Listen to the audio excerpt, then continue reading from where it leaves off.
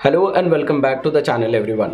आज जिस political theory और पॉलिटिकल थियरिस्ट को हम डिस्कस करेंगे, he is Nicholas Machiavelli. He was an Italian diplomat और वो जाने जाते हैं अपने political views about classical realism and republicanism. जब भी हम ग्रेट सिविलाइजेशंस या ग्रेट सक्सेसफुल नेशंस की बात सुनते हैं, हम उनके सोवेनियर्स कलेक्ट करते हैं और उनको याद करते हैं।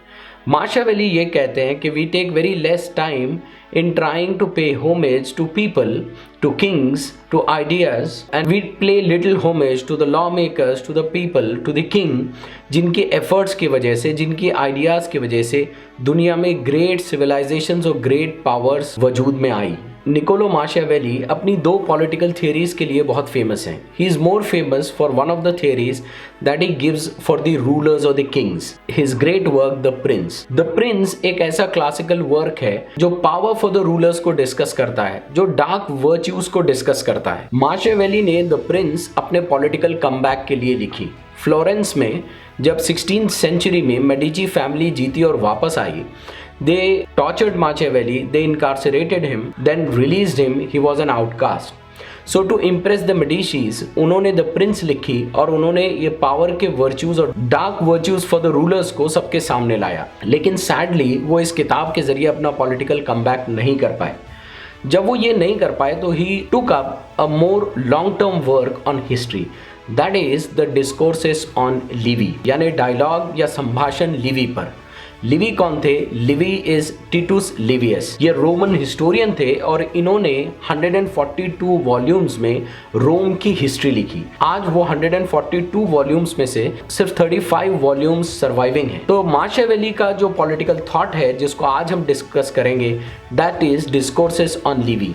ये उनका सेकंड पॉलिटिकल आइडिया है। द प्रिंस के थ्रू उन्होंने बताया एक रूलर्स के वर्च्यू क्या हो सकते हैं। डिस्कोर्सेस ऑन लिवी के थ्रू उन्होंने बताया कि एक स्टेट में किस तरह से पावर स्ट्रक्चरिंग होनी चाहिए, एक स्टेट किस तरह से ऑर्गेनाइज होना चाहिए अगर वो बड़ा बनना चाहता है, सिक्योर बनना चाहता है और बेस्ट बनना चाहता है। इसमें जो पॉलिटिकल मॉडल माकियावेली देना चाहते हैं वो ये कहते हैं कि ऐसा स्टेट, कोई भी स्टेट जो अपने इंटरनल मैटर्स में पॉलिटिकल फ्रीडम दे, फ्रीडम ऑफ वॉइस दे और पॉपुलर कंसेंट का ख्याल रखे और एक्सटर्नल मैटर्स में स्ट्रॉन्ग फॉरेन पॉलिसी वो बनाए, तब वो स्टेट बहुत पावरफुल होता है। Contrary to the very idealistic and utopian ideas, यानी काल्पनिक जो आइडियाज हैं किसी आइडियल स्टेट के, उसका ये एक बहुत अच्छा एंटीडोट है। वो ये कहते हैं कि ऐसा कोई भी सिस्टम जो लोगों पर लाद दिया जाए, चाहे वो कितना भी आइडियलिस्टिक क्यों ना हो, कितना भी अच्छा क्यों ना हो, वो ब्रिटल और फ्रैजाइल रहेगा, बहुत जल्दी बिखर जाएगा। If it doesn't allow, because it will not accommodate pluralities of views और डिसेंट। क्योंकि माकियावेली ये बहुत अच्छे से जानते थे कि इंस्टीट्यूशन और लोगों के आइडियाज ये कॉन्स्टेंटली इवॉल्व होने वाली चीज़ों में से हैं। इसीलिए वो कहते हैं कि आप किसी भी टाइप का मोड ऑफ गवर्नमेंट ले लें, eventually over a period of time it tends to get corrupt. Monarchy corrupt हो जाती है और टायरेनी में बदल जाती है, डिक्टेटरशिप में बदल जाती है। एरिस्टोक्रेसी करप्ट हो जाती है और ओलिगार्की में बदल जाती है। डेमोक्रेसी करप्ट हो जाती है और अराजकता या एनार्की में तब्दील हो जाती है। और वो डिस्कोर्सेस इन लिवी में लिखते हैं कि why Rome was so much successful, और उसके सक्सेस की वजह वो ये बताते हैं कि उसने हर तरह के फॉर्म्स ऑफ गवर्नेंस से अच्छी चीज़ें ले ली थी, चाहे वो मोनार्की में से हो, एरिस्टोक्रेसी में से हो, डेमोक्रेसी में से हो, और एक इंटीग्रेट किया था स्टेट के पावर इंस्टीट्यूशंस को और ऑर्गेनाइज किया था। इसमें 3 लेवल पर चीज़ें ऑर्गेनाइज थी। नंबर 1, रोमन रिपब्लिक में 2 टाइप के काउंसिल थे, जिसको आप कह सकते हैं एक president, office of the president and office of the prime minister. Number 2, उनके पास एक सेनेट थी। सेनेट में नोबिलिटी हुआ करती थी, बड़े लोग हुआ करते थे, who had more power, more influence. और नंबर 3, उसमें एक ट्राइब्यून था। तो रोमन रिपब्लिक का ट्राइब्यून वॉज बेसिकली जनप्रतिनिधि का वो काम करते थे, यानी लोगों की जो भी आशाएं हैं, शिकायतें हैं, वो ट्राइब्यून के लोगों का काम था कि वो इसके ऊपर डिस्कशन करे और नोबिलिटी से अगर कोई प्रॉब्लम हो, नोबिलिटी से अगर कोई गलती हो, तो वो इसको सामने लेकर आए। ये जो ट्राइब्यून्स थे, माकियावेली कहते हैं कि ये बफर का काम करते थे और रोम की सक्सेस में एक बहुत बड़ा रोल इन्होंने प्ले किया, because they acted as buffer between nobility and the people. जब भी किसी राज्य के अंदर लोग अगर अपने किंग्स से, अपने रूलर्स से असंतुष्ट होते they had no place to take it their grievances to. In such types of republic लोग नाराज होते और नाराज होकर उस डिक्टेटर या उस रूलर के अगेंस्ट में प्लान बनाते, प्लॉट करते और फॉरेन पावर को वो मोटिवेट करते कि वो आए और अटैक करे और उनको इस जालिम रूलर से निजात दिलाए। लेकिन माशियावेली कहते हैं कि रोम में एक न्यू सिस्टम था, that is the system of impeachment. हमने अभी देखा डोनाल्ड ट्रंप यूएस जो प्रेसिडेंट थे उनके अगेंस्ट में इम्पीचमेंट ट्रायल चलाया गया। इम्पीचमेंट का मतलब होता है महाअभियोग। एक बड़े रूलर जब गलती कर ले तो उसके अगेंस्ट में जनता को, कॉमन पीपल को, उनके रिप्रेजेंटेटिव्स को ये चांस होना चाहिए कि उसकी चीज़ों को सामने लाए और उसको हटाए। माशियावेली इसकी एक एग्जाम्पल देते हैं। वो कहते हैं कि ऐसा ही रोम में कोरियोलैनस थे। कोरियोलैनस ने फमाइन के टाइम पर, सूखे और अकाल के टाइम पर लोगों को भूखमरी पर मजबूर कर दिया।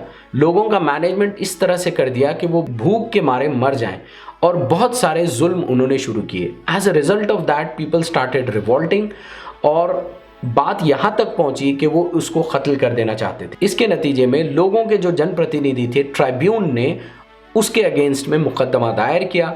मुकदमा साबित हुआ, इट वाज सक्सेसफुल। कोरियोलैनस को एग्जाइल कर दिया गया। माशियावेली कहते हैं कि रोम में ये चांस था, लोगों के पास ये ऑप्शन था कि वो अपनी ग्रीवियंसेस को ट्राइब्यून में रखें और ट्राइब्यून फिर नोबिलिटी से फाइट करे और वो प्रूव हो जाए तो चेंज आए। इसी वजह से हम ये देखते हैं कि रोम में लोगों को बगावत करने की कोई वजह नहीं बची। और अगर ये ऑप्शन आम लोगों के पास से छीन लिया जाए या खत्म हो जाए तब वो स्टेट एक ही रास्ते की तरफ बढ़ता है। आज अगर हम यूक्रेन और रशिया की क्राइसिस को देखें, that crisis talks about the same thing. आज रशिया में लोगों के पास ऑप्शन नहीं है। It's a kind of a situation where people and their opinion are smothered. Machiavelli ये कहते हैं कि किसी भी स्टेट को पावरफुल, सक्सेसफुल और स्टेबल होने के लिए क्या चीज़ें होनी चाहिए, उसने अपना इंटरनल स्ट्रक्चरल गवर्नमेंट बिल्डिंग कैसे करनी चाहिए, उसके state components of power sharing कैसे होने चाहिए, उसको वो बताते हैं। जो बड़ा डिस्कोर्स इसमें आता है वो ये है कि अब प्रिंस के ऊपर, किंग के ऊपर ट्रस्ट किया जाए या लोगों के ऊपर ट्रस्ट किया जाए। माशियावेली से पहले जनरल मान्यता ये थी और जनरल मान्यता ये है कि किंग्स पर ट्रस्ट किया जाए, प्रिंस पर ट्रस्ट किया जाए। लेकिन इससे हटकर माशियावेली ये कहते हैं कि लोगों पर ट्रस्ट करना बहुत आसान है। जिस तरह से ये आर्गुमेंट दिया जाता है कि लोगों का जजमेंट रॉन्ग हो सकता है, उसी तरह से एक प्रिंस का, एक रूलर का भी जजमेंट रॉन्ग हो सकता है। लेकिन सबसे बड़ा रीज़न माशियावेली ये कहते हैं कि लोग जो होते हैं, जनता जो होती है, इसका ज़्यादा ट्रस्ट होता है पब्लिक इंस्टीट्यूशंस पर, लॉज पर, और वो इसको फॉलो करते हैं। अगर आप लोगों के हाथ में अधिकार देंगे, लोगों को पावरफुल बनाएंगे, लोगों के पास पावर को शेयर करेंगे, उसका एक एडवर्स इफेक्ट हो सकता है कि लोग अराजकता की तरफ बढ़ें या अनार्की की तरफ बढ़ें। लेकिन what happens, he says, is that it is very easy to pull back people from anarchy and bring the order back.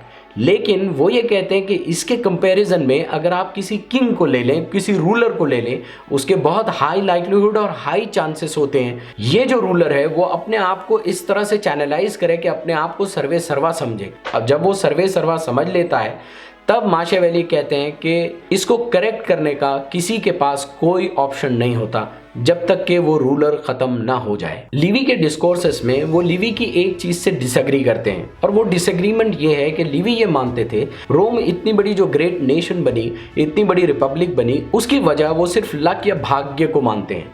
लेकिन contrary to this, Machiavelli says कि it is not by luck but because of the smartness of policy, smartness of the institution जिस तरह से वो structure किए गए, and smartness the way in which the government and the power sharing structures was structured. And में Niccolo माचियावेली ये कहते हैं कि अगर कोई भी स्टेट वो बड़ा बनना चाहता है, अपने इन्फ्लुएंस को हमेशा बाकी रखना चाहता है, there has to be certain ingredients that it has to incorporate in its polity. और वो क्या है? नंबर 1, उसमें मेरिटोक्रेसी होनी चाहिए। नंबर 2, उसमें कंपटीशन को आज़ादी होनी चाहिए। नंबर 3, वो इमिग्रेशन को और नए नए कल्चर्स को अकोमोडेट करना चाहिए। नेक्स्ट वो कहते हैं उसका जो गवर्नमेंट स्ट्रक्चर हो वो ओपन होना चाहिए। एंड नंबर 3, वो ये कहते हैं कि ऐसे स्ट्रक्चरिंग में ऐसे चेक्स एंड बैलेंसेस होने चाहिए कि अगर कोई एक आदमी बहुत पावरफुल बनने की कोशिश भी करे तो ऐसे आइडियाज को कंट्रोल किया जा सके, ऐसी मोनार्की या ऐसे डिक्टेटरशिप को कंट्रोल में लाया जा सके।